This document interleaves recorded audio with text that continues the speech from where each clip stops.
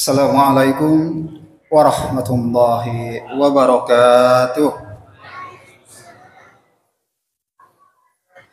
Innal hamdalillah nahmaduhu wa nasta'inuhu wa nastaghfiruh wa na'udzu billahi min shururi anfusina wa min sayyiati a'malina. May yahdihillahu fala mudilla lahu wa may yudlil fala hadiyalah. Asyhadu an la ilaha illallah wa asyhadu anna Muhammadan abduhu wa rasuluh. Allahumma sholli ala sayyidina Muhammadin wa ala alihi wa ashabihi ajma'in, amma ba'd. Alhamdulillah para jamaah Bapak Ibu, insyaallah kita semua mendapatkan rahmat dan ridho dari Allah Subhanahu wa taala. Malam ini kita masuk malam yang ke-19. Jadi selama puasa ini sebagaimana yang Allah sebutkan dan juga Rasulullah SAW sebutkan dalam hadisnya, begitu banyaknya kenikmatan-kenikmatan yang dapat diraih ketika kita melaksanakan saum di bulan Ramadan. Nah, kenikmatan yang pertama itu adalah ketika kita berbuka.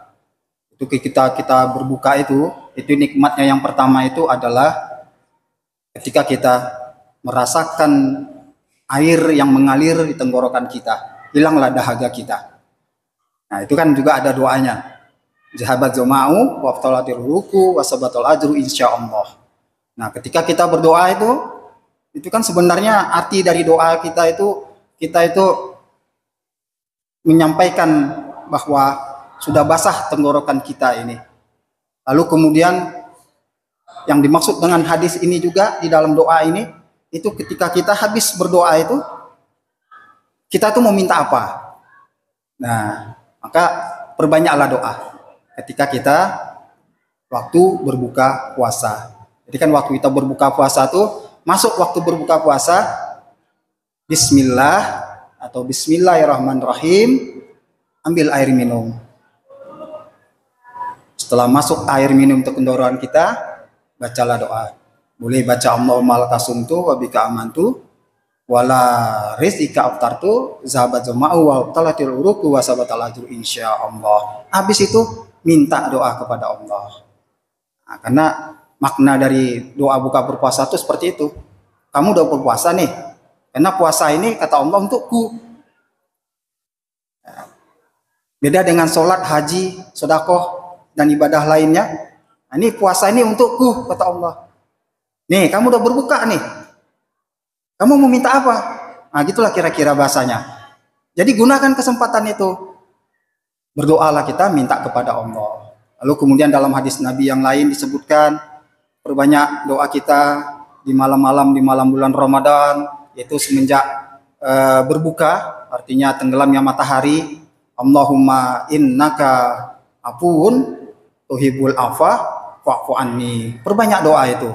Bisa di dalam sholat kita, di setiap di sujud terakhir sholat kita baca doa itu, atau di antara azan dan iqamah baca doa itu, perbanyak doa itu. Allahumma innaka afuwun tuhibbul afwa fa'fu anni.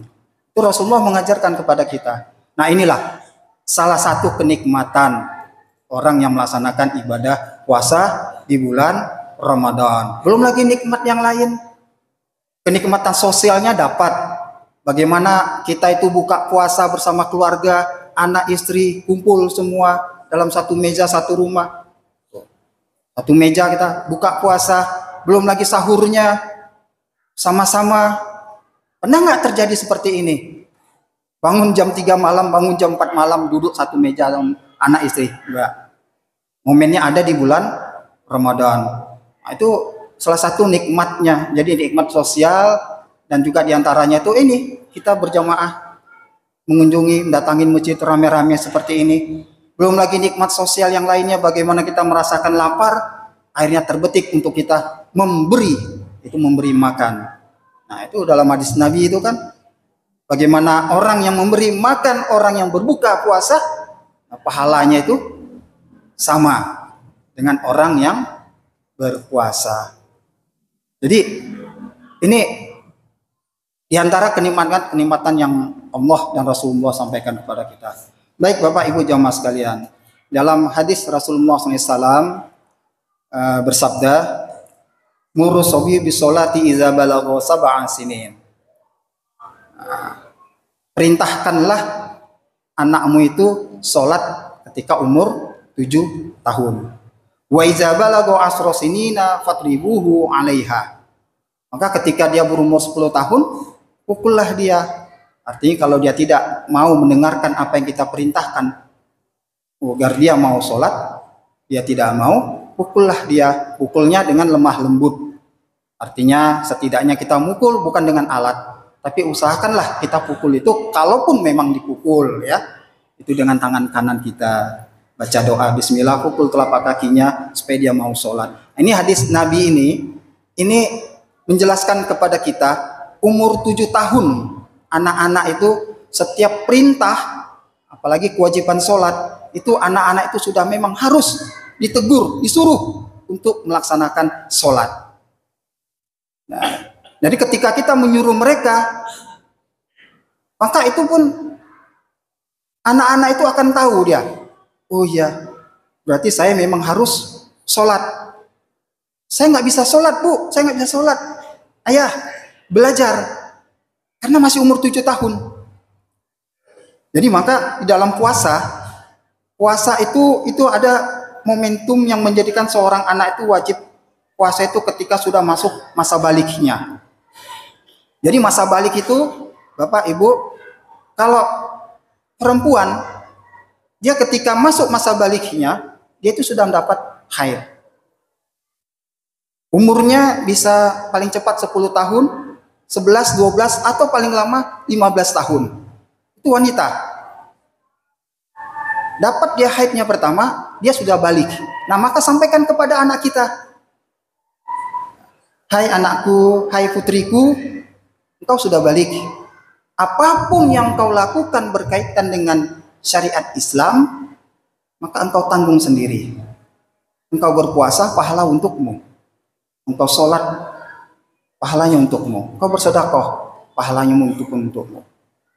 Begitupun kau melakukan perbuatan dosa, maksiat, kau tanggung sendiri dosamu.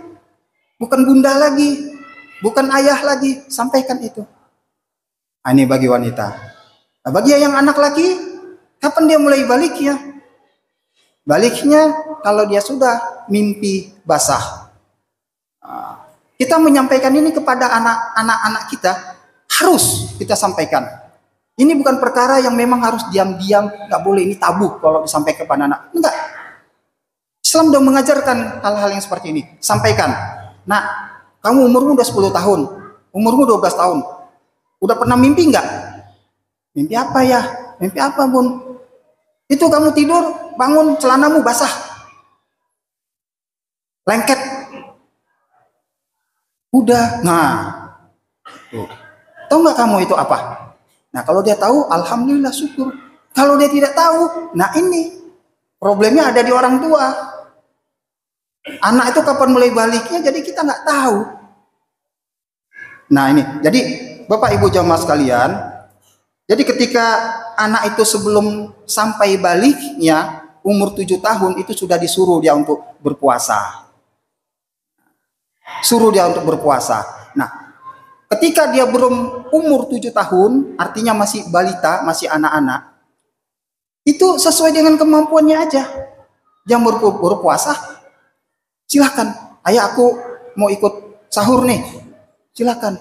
Terus dia puasanya nanti jam 10 buka, biarkan. Itu sesuai kemampuannya.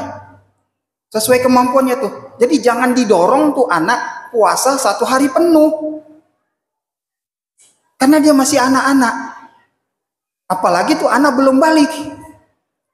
Jadi dia masih belajar. Nah, inilah momentum belajar bagi anak-anak kita yang belum balik. Terlebih lagi yang masih umur di bawah 5 tahun tadi ya. Kalau dia mau ikut puasa, alhamdulillah.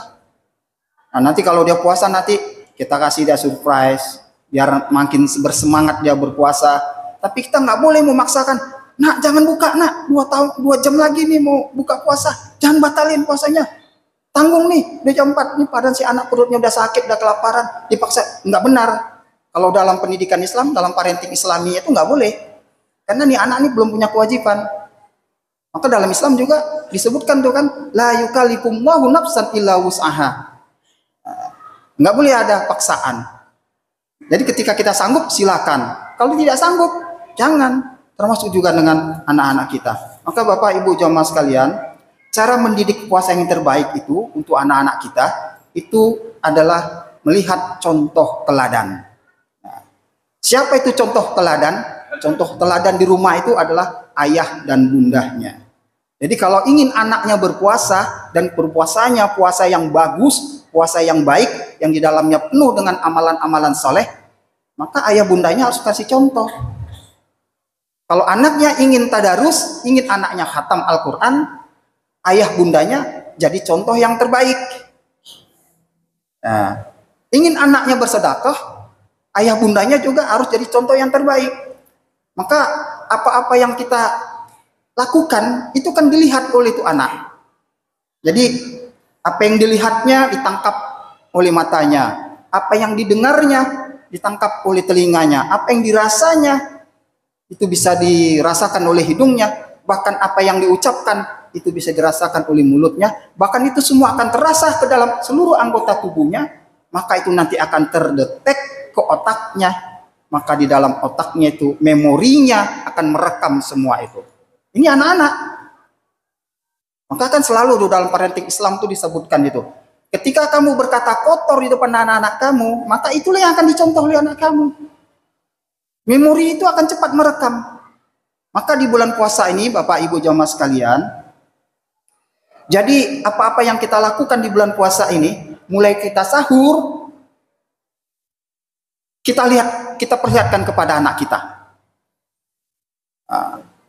Kita sahur nih, biarkan anak kita itu ikut sahur bersama kita. Jadi apapun yang kita lakukan itu kasih lihat tuh kepada anak-anak, kasih lihat kepada anak-anak kita. Kita tadarus, kasih lihat ke anak-anak kita. Kita bersodakoh, kasih lihat ke anak-anak kita. Kemudian kita puasa seperti ini, puasanya dibarengi dengan sholat ke masjid, sering-sering ke masjid, kemudian tarawihnya ke masjid berjamaah, itu kasih lihat kepada anak-anak kita. Maka apa-apa yang dilihatnya ini nanti akan terekam di dalam memorinya, terdeteklah di otaknya. Nah, itulah yang menjadi contoh teladan bagi anak-anak kita. Maka Bapak Ibu, nggak sulit kita mengajar anak kita. Jadi mengajar anak kita itu, kita ini yang harus menjadi contoh teladan bagi anak-anak kita. Baik Bapak Ibu jamaah sekalian, mudah-mudahan apa yang kami sampaikan sedikit banyak ini dapat memberikan manfaat kepada kita, dan kita berdoa kepada Allah. Mudah-mudahan apa yang sudah kita lakukan selama di bulan suci Ramadan ini, semua berbuah ibadah yang jadi investasi pahala bagi kita di akhirat kelak. Lebih kurang mohon maaf. Wabillahi taufiq wal hidayah. Assalamualaikum warahmatullahi wabarakatuh.